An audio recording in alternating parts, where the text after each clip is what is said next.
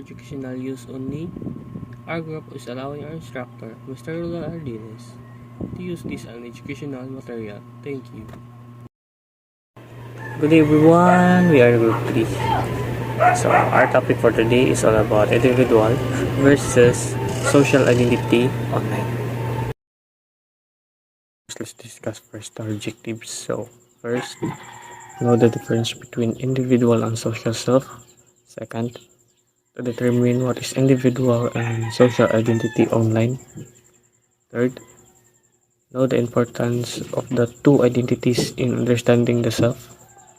And lastly, to learn and improving your personality, mostly through online. So today I will discuss about the introduction of individual identity. So what is individual identity? So individual identity refers to a unique characteristic and traits that define who a person is as an individual. It encompasses a person's personality, values, beliefs, interests, experience, and personal history, among other things. This set us apart from others and make us distinct individual. So, individual identity is shaped by various factors including genetics, environment, cultures, family, education, and personal experience. It is a dynamic and evolving concept that changes over time as a person grows, develop, and experience new things. Understanding and accepting our individual identity is important for our well-being and sense of self-worth. It helps us develop a sense of belonging and purpose, makes decision that aligns with our values and interests, and also it establishes a meaningful relationship with others. That's all.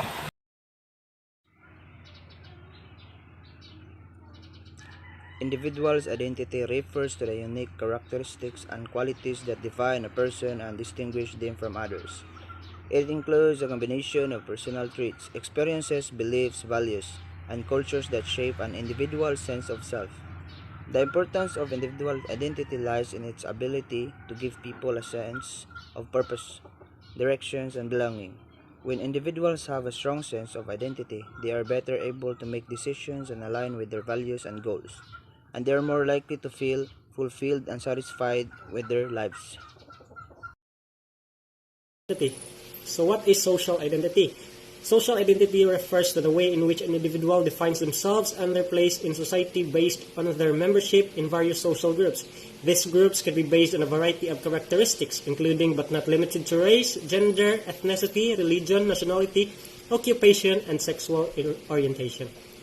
Social identity theory suggests that individuals have a need for social affiliation and seek to belong to groups that they perceive as similar to themselves. When individuals identify with a particular group, they tend to adopt the beliefs, attitudes, and behaviors of that group, and they may also perceive members of other groups as being different or even inferior. Social identity can influence how people think about themselves and others, as well as how they behave in social situations. It plays a significant role in shaping social interactions and can lead to both positive and negative outcomes. For example, social identity can foster a sense of community and belonging, but it can also contribute to prejudice and discrimination when one group is perceived as superior to another.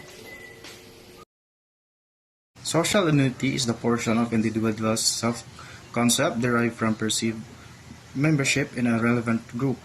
As originally formulated by social psychologists Henry Teffel and John Turner in the 1970s and the 1980s. Social identity theory introduced the concept of social identity as a way in which to explain intergroup behavior. Social identity explores the phenomenon of in-group and out-group and is based on the view that identities are considered through a process of difference defined in a relative or flexible way depends on the activities in which one engages. This theory is prescribed as the theory that predicts certain intergroup behavior on the basis of perceived group status differences and perceived legitimacy. and the stability of those status differences and the perceived ability to move from one group to another. This contrasts with equation, where the term social identity theory is used to refer to general theorized about human social selves. Moreover, and those some researchers have written in as such, social identity was never intended to be general theory of social categories. It was awareness of limited scope of social identity that led John Turner and his colleagues to develop a cousin theory in form of self-categorized theory, which built on the insights of social identity theory to produce more general account of self and group process. The term social identity approach or social identity perspective is suggested for describing the joint contribution of both social identity and social and self-categorized theory. Social identity theories suggest that an organization can change individual behaviors of its can modify their self-identity or parts of their self-concept that derives from the knowledge of an emotional attachment to the group. So my topic is all about the three stages of social identity. So, but first I will discuss the social categorization, which is the first one. So, social categorization is the first stage of social identity, which is individuals categorize themselves and other into social groups based on shared characteristics such as age, gender, ethnicity, religion, and social class. This process helps individuals to simplify their social group and to identify with a particular group. An example of social categorization is the way people categorize individuals based on their ethnicity. For instance, people may categorize individuals as either black or white based on their skin color, facial features, or cultural background. Similarly, people may categorize individuals based on their religion, such as Christian or Muslim, or their nationality, such as American or Chinese. Social categorization helps individuals to make sense of their social world and to identify with a particular group. However, it can also lead to stereotypes, prejudice, and discrimination towards those who are perceived to be different from oneself. Thank you. Social identity has a significant impact on one's self-identity. This identity forms based upon the groups of which they are member. This identity is related to the role which one plays in that group, such as father, a religious or political leader, or a teacher. Often one's social identity is affected by their society's expectations, so that the social identity may be more performed than a real. Individuals may feel coerced to perform actions or adapt views they would not adapt in their circumstances. An individual identity is the identity they form about themselves, affected by various factors such as self-esteem, one's social identity, and the role which one plays in their society. We all compare ourselves to others in social worlds, whether by comparing our looks to those of celebrities we see in the media or our talents to those of our co-workers. In psychology, social comparison theory is one explanation for this tendency we have to make comparisons between ourselves and others. Let's take a closer look at how social comparison theory works and how the comparison we make influence the view we may hold of ourselves. Social comparison theory was first proposed in 1954 by American psychologist Leon Festinger and suggested that people have an innate drive to evaluate themselves, often in comparison to others. People make all kinds of judgments about themselves, and one of the key ways that we do this is through social comparison or analyzing the self in relation to others. For example, Imagine that a high school student has just signed up for a band class to learn how to play clarinet. As she evaluates her skills in progress, she will compare her performance to other students in class. She might initially compare her abilities to other members of the clarinet section, particularly noting those who are better than her as well as those who are worst. She may also compare her abilities to those of students who play other instruments as well. Psychologist Leon Festinger believed that we engage in this comparison process as a way of establishing a benchmark by which we can make accurate evaluations of ourselves. For example, a music student might compare herself to a star student of the class. If she finds that her abilities do not measure up to her peers' talents, she might be driven to achieve more and improve her abilities. How social comparison process work? A social comparison process involves people coming to know themselves by evaluating their own attitudes, abilities, and traits in comparison with others.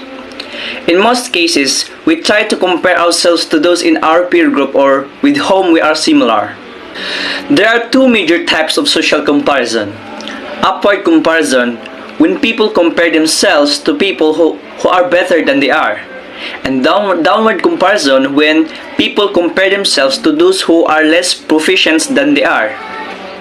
Both upward and downward comparison have strengths and weaknesses. Upward social comparison. This takes place when we compare ourselves with those who we believe are better than us. This upward comparison often focuses on the desire to improve our current status or level of ability. We might compare ourselves to someone better off and look ways that we can achieve similar results. Downward social comparison.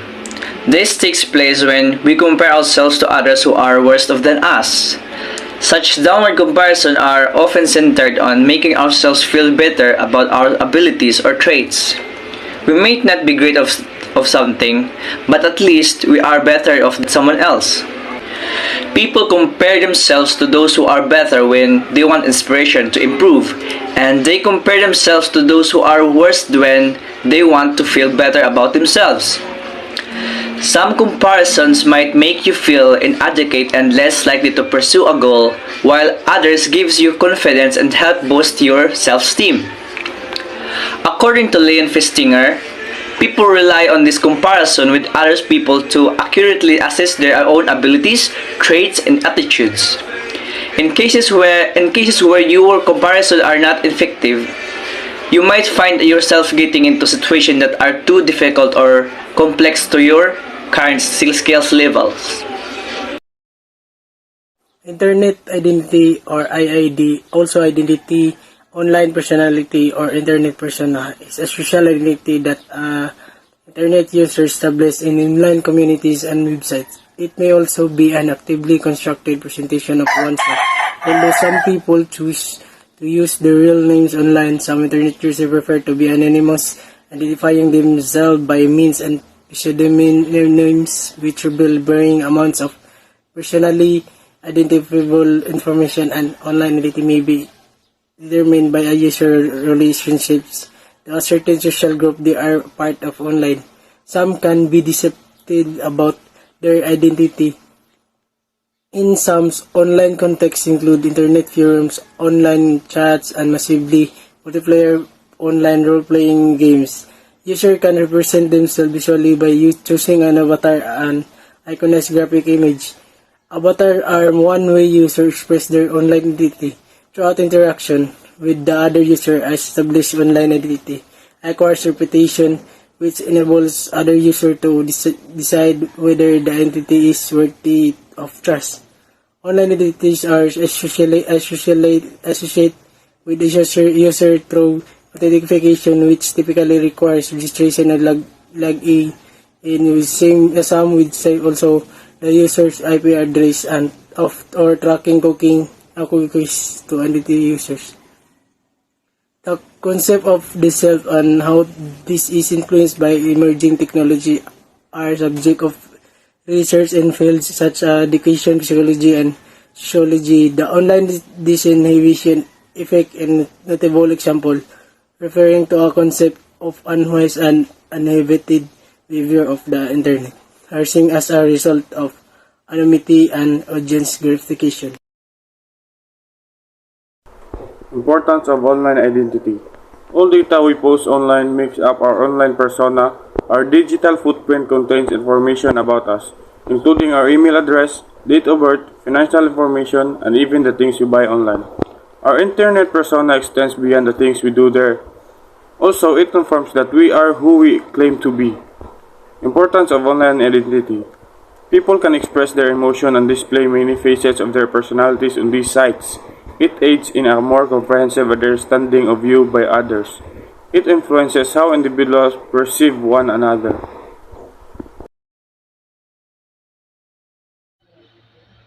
My topic, advantage and disadvantage.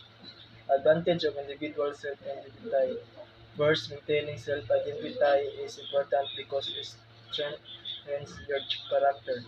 That is, when we know we are have confidence in ourselves and are able to identify our strength of emerge a stronger individual. Secondly, it keeps us unique and distinguishes us from everyone else. Self-identity is important because if you do not know yourself, then you cannot answer who you are. Disadvantage of individual of self-identity. Personal identity is not just what you know, it is also how you know. People are not born in with an identity, rather identity is something that evolves over time. Your children have simple identities and see things in a very simple, generally self-serving manner. Difference about individual identity and social identity. So, individual identity is the idea of yourself that you form and change over the course of your life. Aspects of your life that you have no influence over, such where you were raised or the color of your skins, as well as decisions you make in life, like how you spend your time and your own beliefs, may be included this. Examples of individual identity include your personality, achievements, gender, ethnicity, social status, social class, beliefs, values, and cultures. Combine these features make us all unique individuals. While social identity is what we are focusing on today, it is ourselves within the groups that we fall into, that we associate ourselves, like students, athletes, teammates, religion, nationality, parent, teacher. We all tend to associate ourselves in every group because we human beings are dynamic. We have multiple traits and characteristics that why we fall into many groups.